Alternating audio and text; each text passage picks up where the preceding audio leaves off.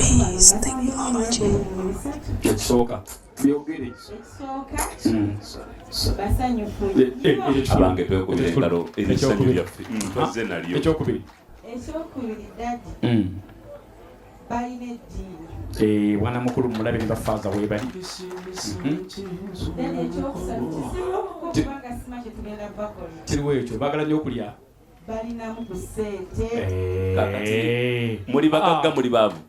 Mukulu sagala sound yange nfire mu ndanga lya kufuru.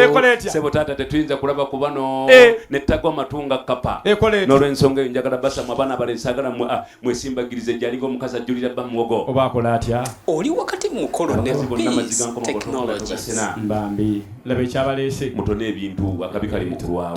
Tona. Sitanga bonsetingira abaddako speed million. Labera. Tutere tuliye. Mulowooza waliwo n'okulya. Bonna. Ataga taliko nfufu muyinza okugasuka. Gatya. Bakola batya. Akono kampeeno kengenda mmuwa. Gwogenda omumuwa. Owa kamera weetegereze nnyo kyenkola kino. Mukulu sookoleke. Nteeke eggulu. Ogenda kukola ki? Wangi mukulu. Naye oyo baamuntu ate bbaye w'amagye kati weegendereze. Ndi jeno.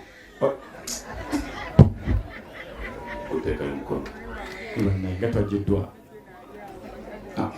Tunaaguma. Oya. oba ne bakusasuza fayini ya nusu 200 nakano kajeeko katwale